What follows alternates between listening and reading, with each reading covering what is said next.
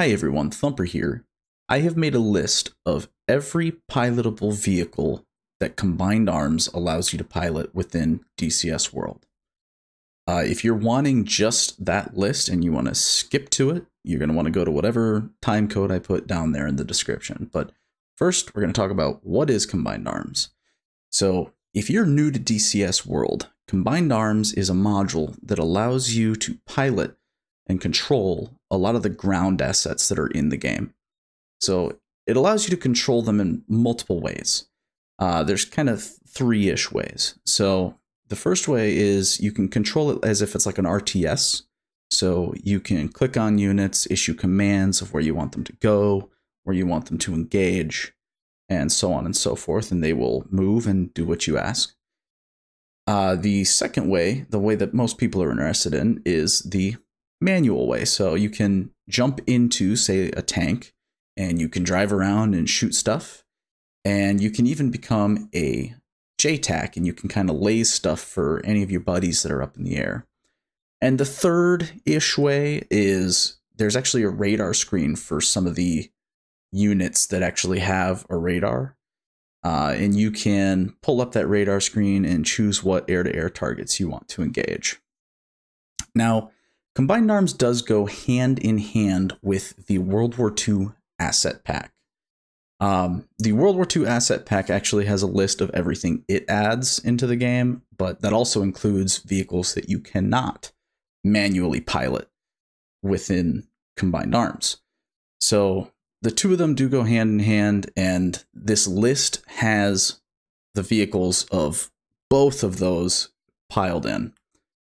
So is Combined Arms a good module? Well, yeah, I mean, it's really cool that Combined Arms exists. I really like that we have the option to jump into stuff that's on the ground, but there's not really a level of fidelity that you get on, like, the aircraft in the game. So, like, you know, it's just a pretty low fidelity view of, you know, what you're seeing in the tank. You can't really, like, look around like you can in the jets and see all the stuff inside the tank. So is it worth the, you know, $29.99 and $39.99 for the World War II asset pack and the Combined Arms modules? Probably not. But, you know, Eagle Dynamics runs specials on their modules very frequently. And, like, these two both drop down to, like, half price all the time. So, you know, then you're talking like $35 for both of those modules. And I would definitely say, I think that's worth it. That's pretty kind of fun. Definitely my favorite vehicle that I've found using Combined Arms is the SA-15 Tor. I would definitely say that controlling some of the anti-air, like missile launchers and stuff, is definitely, for me, the most fun part of playing with Combined Arms, and being able to be like a smarter anti-air system.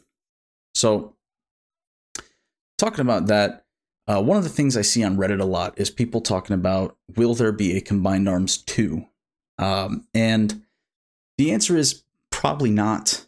The biggest hope we have for something like that is the fact that Eagle Dynamics has spent a lot of time recently working on, like, their ground assets, and it's because they're adding, like, helicopters like the Apache into the game, and we're getting closer to the ground all the time. So it's probably not something that we would see, but were we to see it, I would definitely want to see some more ability to control some of the longer range SAM sites in the game. Currently, the longest range SAM that we can control is that SA-15 Tor, which is why I think it's probably the most fun. Now, if I could slap down, you know, like an SA-10 and then control that the way I want to control it with that radar screen, I think that would be quite a bit more interesting. And obviously, you know, the other thing that would be nice is as they get better and better ground assets, I mean, it would be really cool if we could, in the future, look around, you know, inside of our tank like we can with our jets currently, but Is that going to happen? Probably not. Now, as someone who doesn't know the technical name for every single piece of military equipment that lies within DCS World, I put the names in there based on what their name is in the mission editor.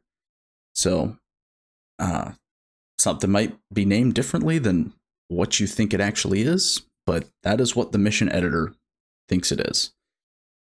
So this list has about 137 vehicles and one bunker, which I was surprised about. And there's kind of some caveats to that, being that, you know, some of the units you can jump into, but you can't actually move.